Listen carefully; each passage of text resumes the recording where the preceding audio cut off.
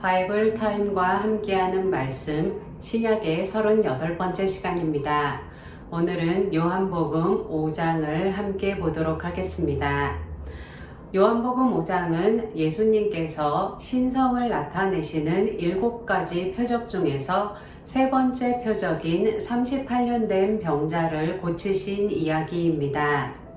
먼저 5장 1절에서 9절은 예수님께서 베데스다 연못을 방문해서 38년 된 병자를 치유하신 이야기입니다. 이 세 번째 표적을 기점으로 예수님을 향한 유대인들의 배척이 본격적으로 시작되는데요. 9절에 나와 있듯이 이 병자를 고치신 날이 안식일이었기 때문입니다. 10절에서 18절을 보면 유대인들은 안식일에 누웠던 자리를 들고 걸어가는 치유받은 병자에게 안식일에 그런 것을 들고 걸어가는 것은 안식일을 범하는 것이라고 비난했습니다. 병자는 자기를 고쳐준 사람이 이렇게 들고 가라고 했다고 대답했습니다. 나중에 고쳐준 사람이 예수님이라는 것을 알게 된 유대인들은 17절에 나와 있듯이 내 아버지께서 이제까지 일하시니 나도 일한다 라고 대답하신 것으로 인해 안식일을 범할 뿐만 아니라 하나님을 친아버지라고 하며 자신을 하나님과 동등하게 여기는 신성모독의 중범죄를 범한 사람으로 여겨서 예수님을 죽이고자 하게 됩니다. 유대 종교 지도자들은 안식일의 규례를 지켜야 한다는 인습적인 형식의 틀에 매여서 사람을 위해 주어진 안식일의 의미를 왜곡했습니다. 이 마가복음 2장 27절에 예수님께서는 안식일이 사람을 위하여 있는 것이요 사람이 안식일을 위하여 있는 것이 아니니 라고 분명하게 말씀하셨습니다. 안식일은 사람들이 하나님과의 교제를 통해 영적으로 그리고 육적으로 쉼을 누리고 회복하도록 하기 위해 주어진 복된 날입니다.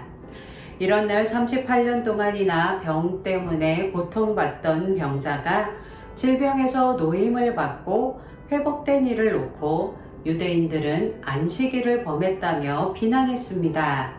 그리고 거기에서 더 나아가 안식일의 주인이 되시는 예수님을 죽이려고까지 했습니다.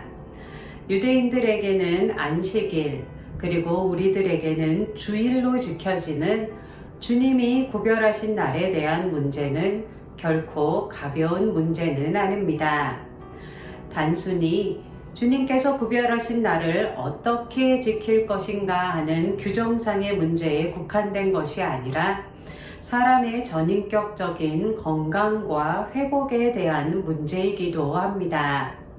여기서 전인격적이라는 말은 사람의 육신뿐만 아니라 영적인 면까지도 포함하는 전체로서의 인간을 말합니다.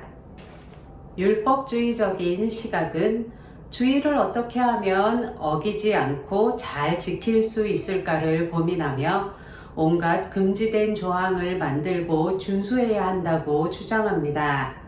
그렇지만 안식일의 진정한 의미를 기초로 생각해보면 보다 더 중요한 것은 이 구별된 날에 어떻게 하나님 안에서 쉼을 누리고 영적으로 육적으로 치유되고 회복되게 할 수 있을지입니다.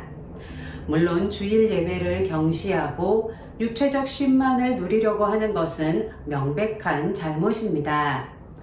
예배 그리고 하나님과의 교제 없이 육체적 쉼과 스트레스 해소에만 방점을 두는 것은 하나님과의 보다 친밀한 관계를 위해 구별하신 거룩한 날을 나만을 위해 사용하는 것과 같습니다.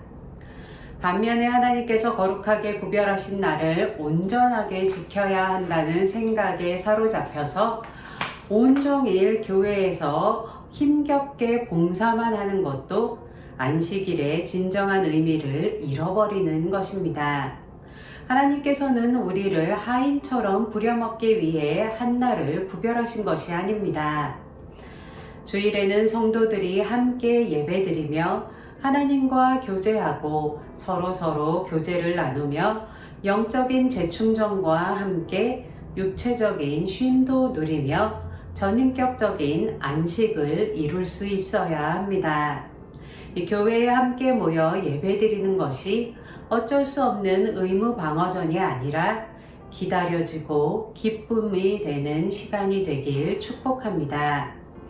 병자들이 모여있는 베데스다 연못에 예수님께서 방문하신 것 같이 하나님은 우리의 예배 가운데 함께 하십니다.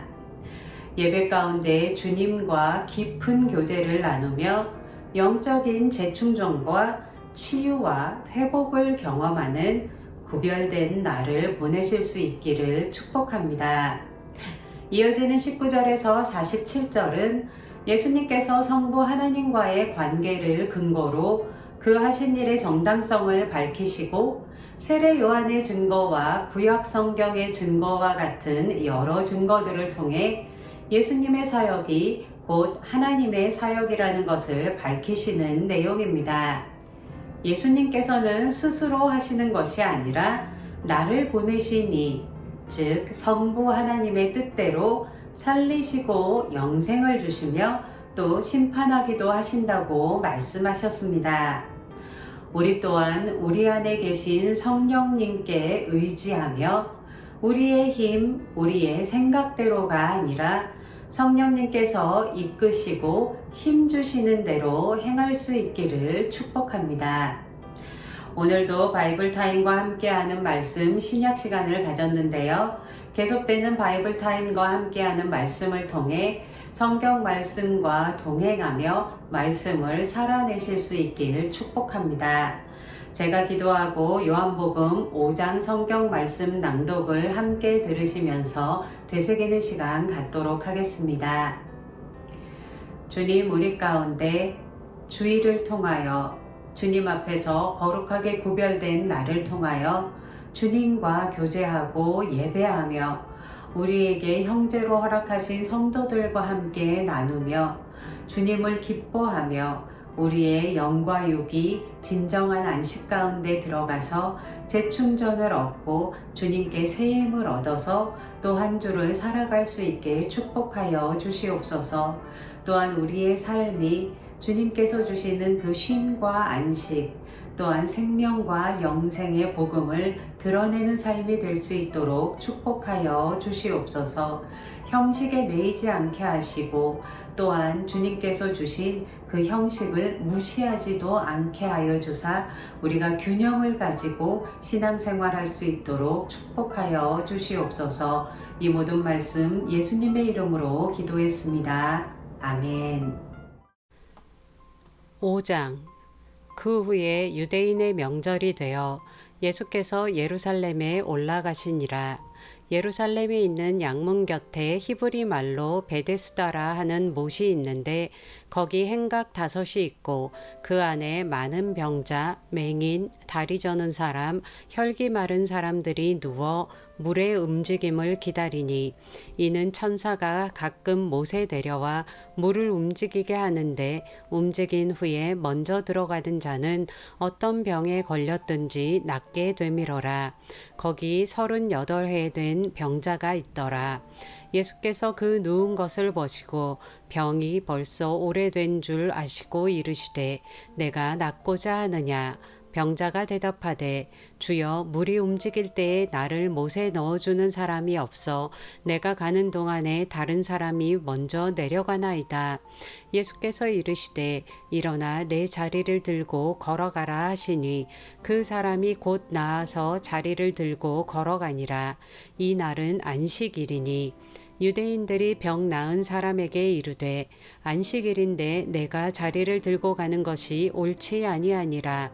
대답하되 나를 낫게 한 그가 자리를 들고 걸어가라 하더라 하니 그들이 묻되 너에게 자리를 들고 걸어가라 한 사람이 누구냐 하되 고침을 받은 사람은 그가 누구인지 알지 못하니 이는 거기 사람이 많으므로 예수께서 이미 피하셨음이라. 그 후에 예수께서 성전에서 그 사람을 만나 이르시되 보라 내가 나았으니 더 심한 것이 생기지 않게 다시는 죄를 범하지 말라 하시니 그 사람이 유대인들에게 가서 자기를 고친 이는 예수라 하니라. 그러므로 안식일에 이러한 일을 행하신다 하여 유대인들이 예수를 박해하게 된지라.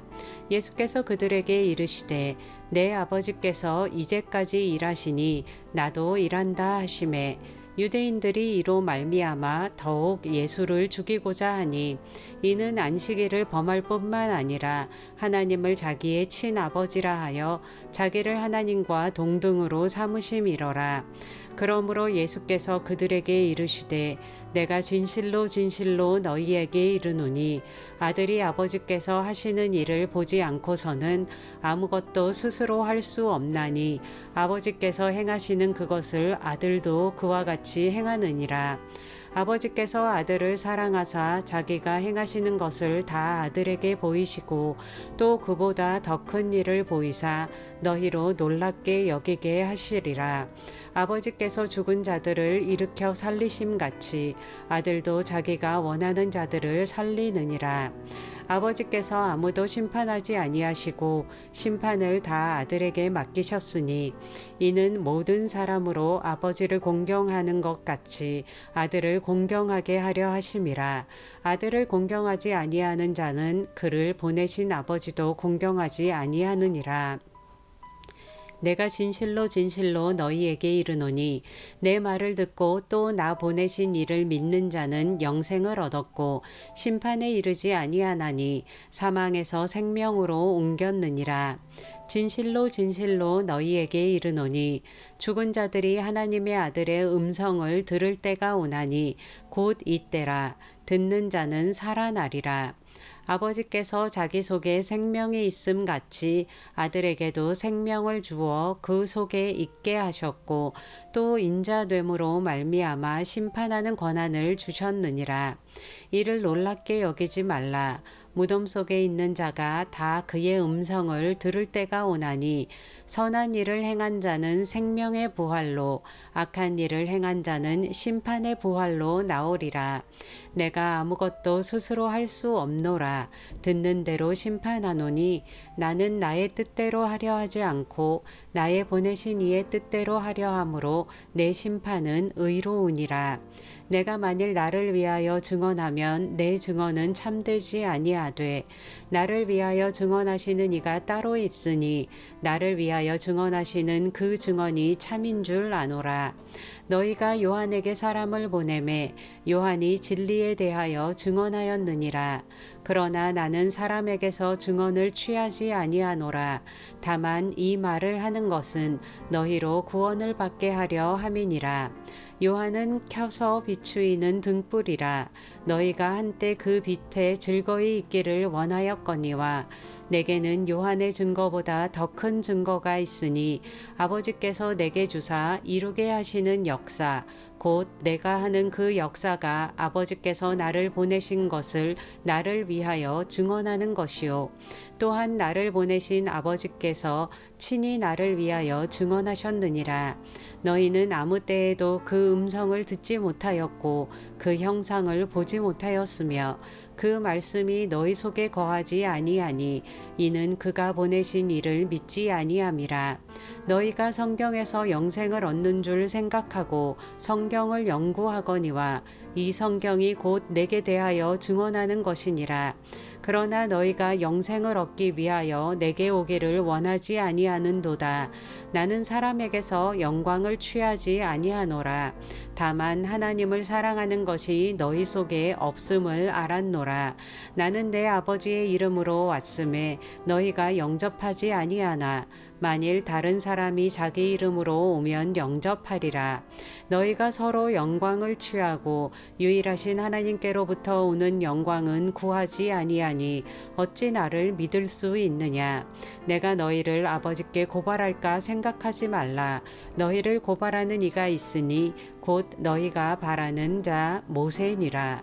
모세를 믿었더라면 또 나를 믿었으리니 이는 그가 내게 대하여 기록하였음이라. 그러나 그의 글도 믿지 아니하거든 어찌 내 말을 믿겠느냐 하시니라.